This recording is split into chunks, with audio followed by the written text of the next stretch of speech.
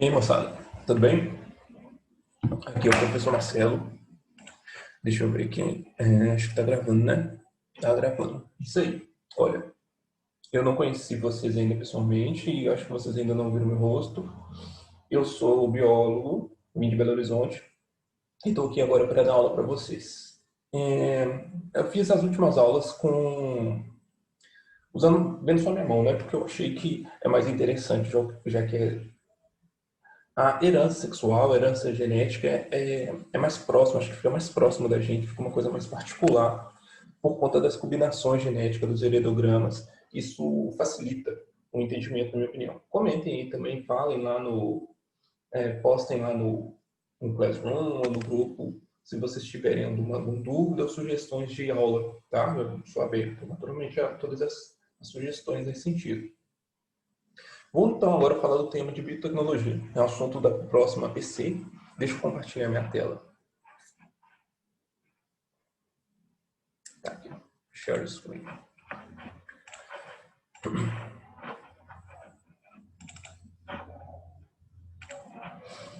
Como eu disse, o assunto é biotecnologia. Deixa eu colocar aqui. Pronto. Bom, o que é basicamente biotecnologia? É a junção do conhecimento biológico que foi acumulado ao longo dos anos. Isso é desde quando o ser humano é ser humano, a gente acumula conhecimento biológico. Desde uma plantação, selecionar um determinado cão para uma determinada função. E os agentes biológicos são organismos vivos. Então, todo o conhecimento acumulado e a aplicação disso em formas vivas. Isso é a biotecnologia. A biotecnologia está em todo canto hoje. Provavelmente você está vivo graças à biotecnologia. O que é isso? Então vamos aprofundar um pouco mais. O marco da biotecnologia foi com a técnica chamada CRISP. A CRISP pega o DNA. A CRISP é uma técnica utilizando a proteína que consegue recortar uma parte do DNA, retira essa parte do DNA, incorpora um outro gene, um outro grupo de genes neste DNA. Isso é uma ferramenta fantástica, gerando problemas éticos, como também vantagens enormes na medicina. Suponha que você tenha problemas de anemia falciforme, que é uma doença genética e herdada do seu pai. A anemia falciforme tem vários níveis. Ela é uma doença que tem as hemácias, as células sanguíneas deformadas em forma de foice falciforme, e que, como vocês provavelmente sabem, a função da hemácia é carregar oxigênio e gás carbônico, levando esses gases para as células, por realizarem a respiração e liberarem o subproduto, que é o CO2, que é bem tóxico para o nosso organismo. Muito bem. Se você tem uma hemácia falciforme em formato de foice, ela fica incapaz de levar com eficiência o oxigênio e, sendo assim, suas células ficam subnutridas nesse sentido de oxigênio e você tem uma fraqueza, uma predisposição a doenças, porque o seu organismo não respira direito. E aí, geralmente pessoas com anemia falciforme em nível alto não passam dos 18 anos, 16, 18 anos, de tão grave que é essa doença.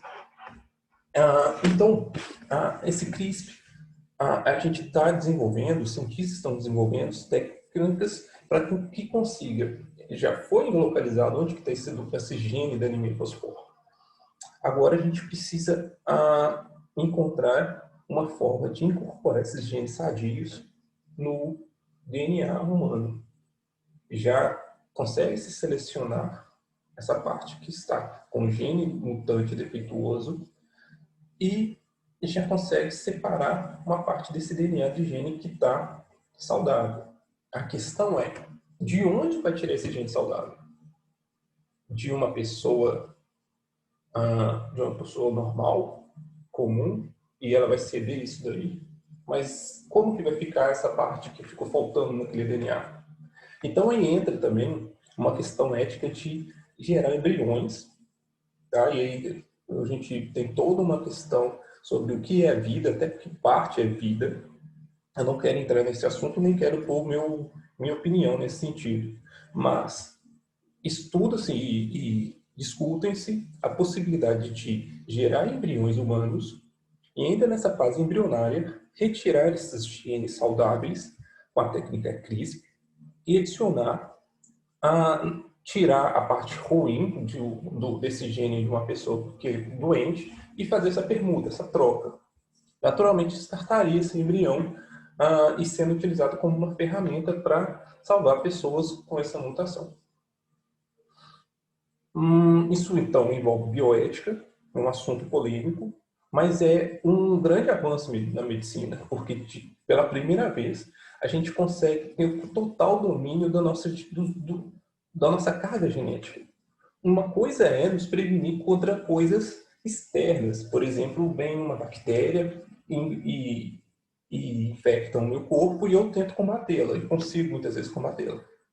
Outra coisa é eu ter uma herança genética e através da biotecnologia eu conseguir reverter isso.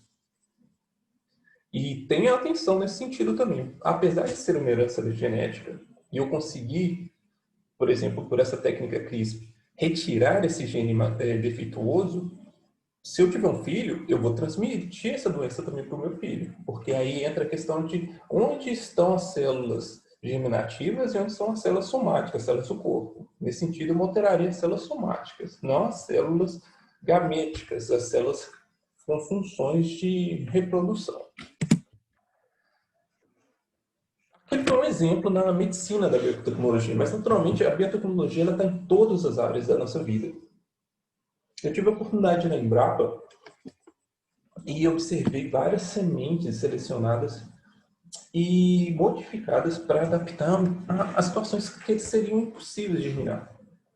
Através da biotecnologia, pegam-se partes genéticas de determinados embriões de plantas, o qual tenham vantagens em determinado ambiente, e incorpora-se em outras plantas que não seriam adaptadas àquele local.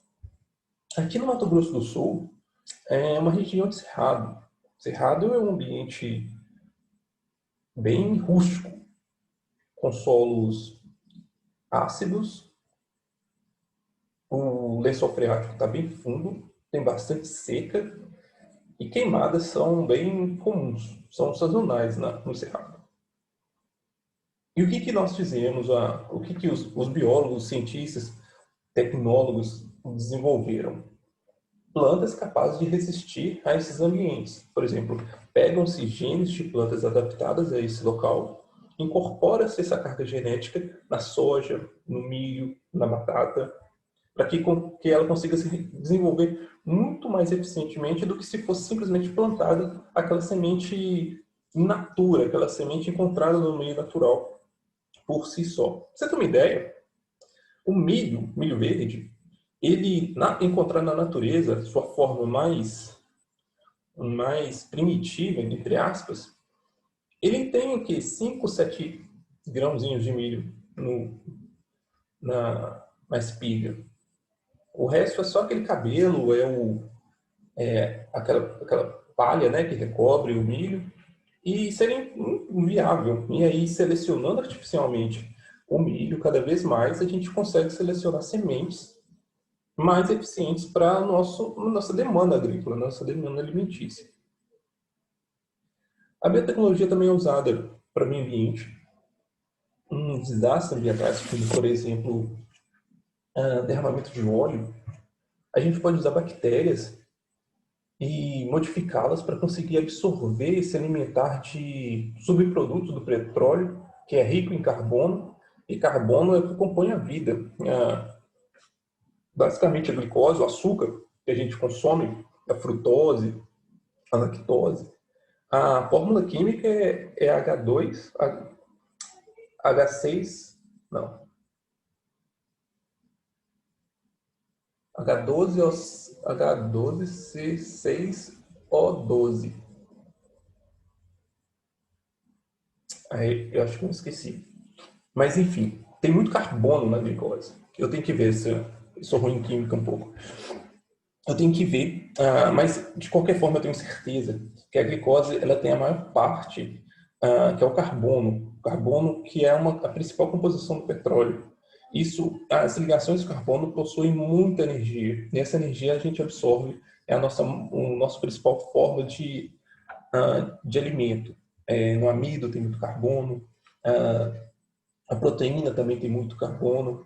A forma de vida humana, como a gente conhece, a vida no planeta Terra é basicamente feita por carbono. E aí eu utilizaria essas bactérias para ter uma eficiência maior e absorver esse carbono do petróleo. Vacinas, tem gente que não acredita em vacina, hoje a gente está desesperado procurando uma vacina para essa pandemia, mas seria impossível sem a biotecnologia. Selecionando cargas virais, amenizando, atordoando muitas vezes esse vírus, para que o nosso anticorpo, nosso sistema imune consiga assimilar aquele vírus ou aquele organismo e gerar uma proteção endógena, uma proteção do nosso corpo para combater aquilo de forma eficiente. Deixa eu ver o que eu tenho mais. Aí entra a questão, né? Até coloquei para vocês lá na ATC, de transgênicos. Como eu disse, a agricultura, a biotecnologia foi fundamental. E o que é transgênicos? Transgênicos, basicamente, é quando eu troco os genes, pego partes de genes de outros organismos e incorporo em um determinado organismo que eu quero obter determinada vantagem. Que tem uma seringa colocando no milho, mas isso não representa nem um pouco como que funciona a criação de um transgênico. A criação de um transgênico funciona num laboratório, selecionando de forma muito microscópica parte do núcleo de determinadas bactérias, pegam-se, rompe parte do DNA, usa ela para pegar genes da planta mãe e misturam-se e tentam incorporar na planta que quer ter o objetivo de uma produção mais eficiente, por exemplo. Só que é o seguinte, igual eu fui lá na Embrapa, a quantidade de grãos, eles são clonados. Todos aqueles grãos que foram encontrados, eles precisam ser clonados. É fácil clonar a planta. Se você simplesmente pega um ramo, corta um ramo de uma roseira e vira a terra e faz ela brotar, você tem um clone daquela planta mãe que você obteve aquele galho. Então, nas plantas são basicamente são fáceis de clonar. A questão é, quando você vê uma lavoura de perder de vista e conclui que todas aquelas plantas são clones, gera um problema. Essas plantas, apesar de produzir mais alimento para a gente, serem mais eficientes para desenvolver naquele solo, naquele clima que não era propício, tem um problema da carga genética daquilo. É impossível selecionar só plantas com coisas positivas. Sempre vai ter contrabalanceamento de coisas negativas. E muitas vezes esse aspecto negativo é a predisposição para atrair determinadas pragas. Então, se uma praga vai ali, não tem uma variabilidade genética para combater aquilo. Então, toda aquela lavoura pode ir embora. Então, discute-se também a questão de até onde é vantajoso tudo isso. Então, tem gente também que defende que esses transgênicos podem ser cancerígenos para nós. Há estudos que indicam isso. Por isso, hoje em dia, está cada vez mais valorizando a questão do orgânico na cultura familiar mesmo, estimular esse tipo de alimentação, porque a questão orgânica ela tem uma carga de variabilidade genética. Cada planta não é clone uma da outra. Cada uma tem sua característica. E caso tenha alguma doença se espalhando, uma vai adoecer, vai morrer, mas a outra pode ser resistente àquilo e gerar novos filhos e desenvolver, como acontece na natureza. A forma com a gente coloca as grandes safras, as grandes lavouras, é de forma completamente artificial e gera, sim, desequilíbrio ecológico. Mas, do jeito que a humanidade cresce, as coisas estão indo, é preciso manter a base alimentícia de toda a população. E isso é outra problemática e outro assunto para aula. Outra aula. Além do CRISPR, tem a tecnologia do DNA recombinante, que é uma técnica desenvolvida no qual pega-se o DNA plasmídio, o vetor plasmídio que é encontrado em bactérias básicas, bem... Como é que chama? Nossa, esqueci o nome desse tipo de bactéria, mas enfim. Essa bactéria, ela consegue, com muita facilidade, o DNA não é diferente do nosso, que é um filamento. O plasmídio, ele é circular. E sendo circular, é mais fácil de localizar a região do gene com qual você quer retirar, também usando a técnica do CRISPR, e usar pela DNA ligase uma parte de um gene humano, por exemplo, que você queira inserir naquela bactéria. Mas aí você pode perguntar, para que eu vou querer inserir um gene humano numa bactéria?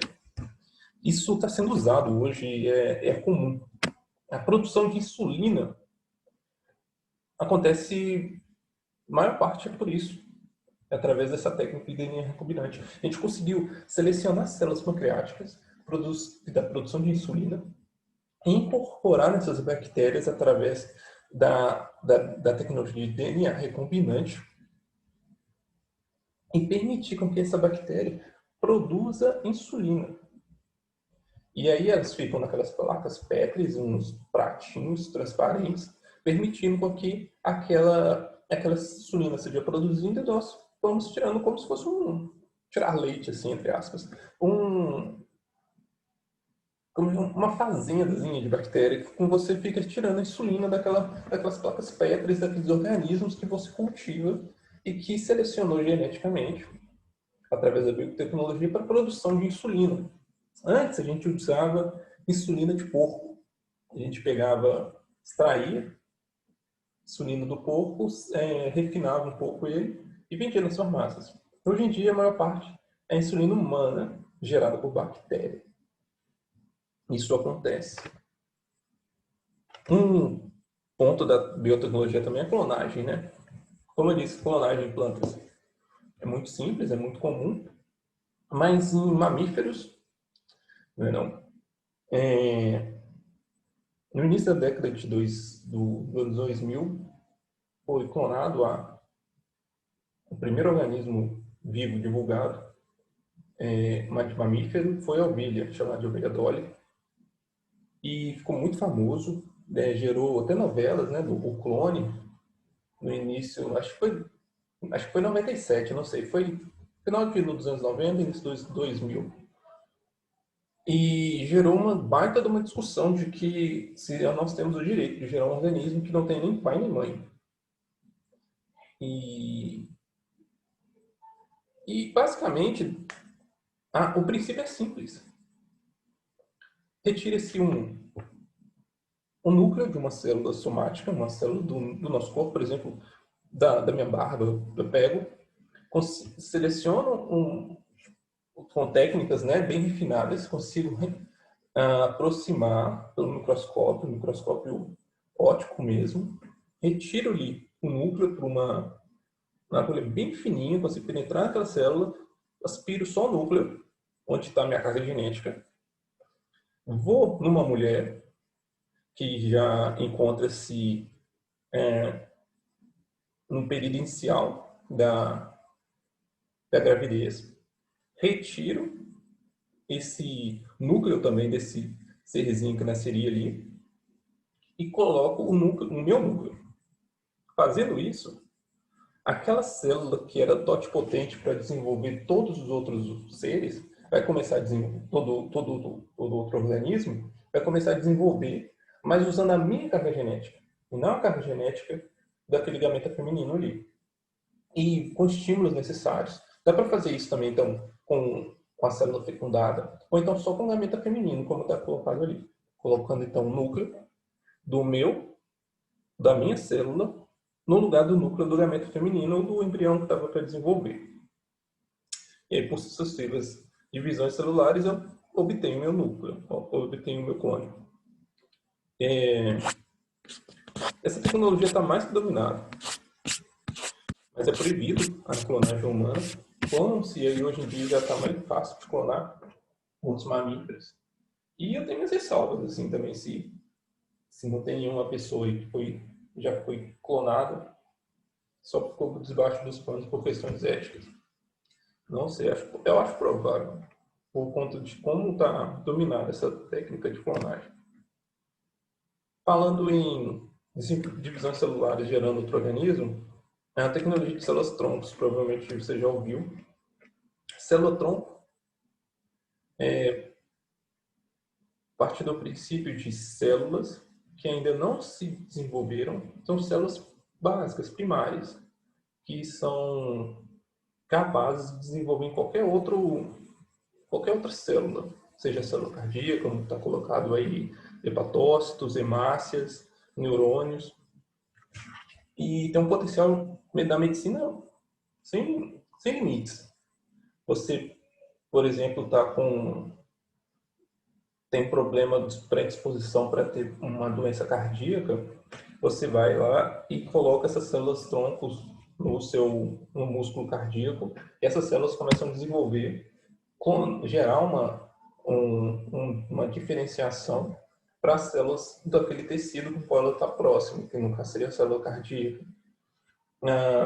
Pessoas com Parkinson desenvolver novos neurônios naquela região onde está afetado pela doença. Hemácias para pessoas, como eu disse, com anemia falciforme, pode ser uma alternativa. E tem gente que não acredita ainda na ciência. Através da ciência, nós conseguimos avanços de saúde sem precedentes. A lepra, basta ler a Bíblia e você percebe como que as pessoas nem aproximavam daquelas pessoas com lepra. E hoje em dia é simples. É só você tomar um antibiótico. Você não vai ter mais lepra. E o antibiótico foi desenvolvido com biotecnologia. Foi por acaso, na verdade. Um cara estava pesquisando outro assunto com fungos, o processo de divisão celular de fungos. O foco dele era outro.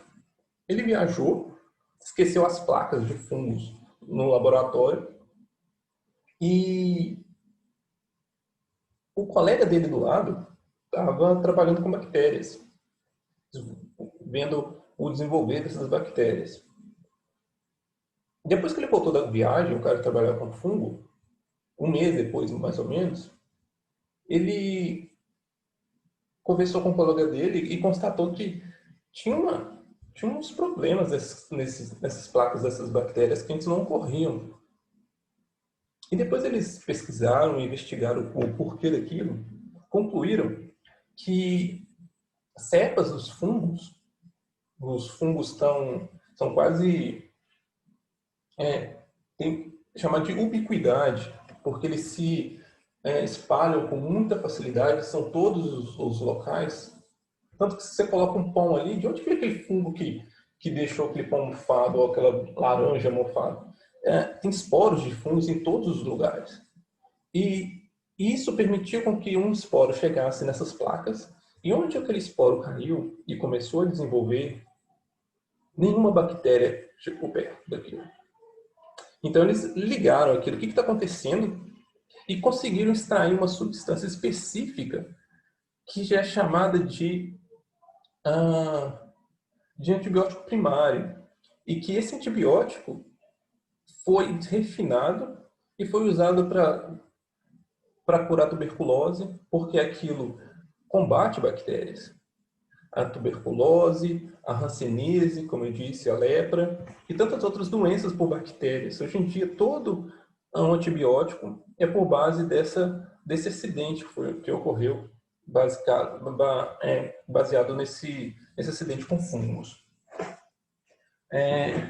Então, basicamente é isso sobre biotecnologia. No livro de vocês conseguem aprofundar também sobre até ratos fluorescentes.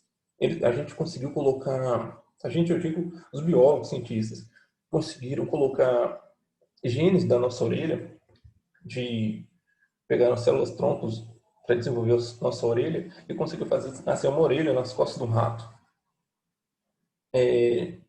Genes de bactérias fluorescentes também aplicados por tecnologia de DNA recombinante foi colocado também na carga genética de um rato. E o rato ficou fluorescente. Acho que vocês sabem que, por exemplo, vírus ele desenvolve, ele infecta. Nossas células, eles são serizinhos. Por exemplo, o Covid, aquela bolinha lá cheia de espinhozinho. Ela fica navegando na nossa corrente sanguínea, encontra a nossa célula e ele passa a sua carga genética para ser replicada dentro do núcleo da nossa célula. E aí o nosso DNA daquela célula para de desenvolver e dá vantagem só para só para o DNA daquele vírus. E com isso, todos os vírus basicamente fazem isso. Incorporam sua carga genética em outro organismo, em outra célula, para usar o aparato de replicação genética para gerar outro vírus dentro daquela célula e assim espalhar. Por isso que é uma infecção viral, chamada de infecção viral. Posso aprofundar no assunto se vocês quiserem também. E a gente conseguiu modificar determinados vírus para conseguir inserir, em vez da sua carga genética natural, ou cargas genéticas produtivas para nós, como, por exemplo, a insulina. E aí o vírus infecta a bactéria com DNA de insulina. E aí a célula começa a produzir mais insulina. Os limites são sem precedentes. Assim. Tá cada dia mais avançado, está cada dia mais complexo o assunto também. E é um assunto de grande atualidade e é bem cobrado no Enem. Eu acho que é isso. Dúvidas, comentem lá. Espero que vocês participem, tá bom? Espero conhecê-los também pessoalmente e fico ansioso para dar aula para vocês lá na escola. Um abraço. Eu vou parar de compartilhar aqui a tela.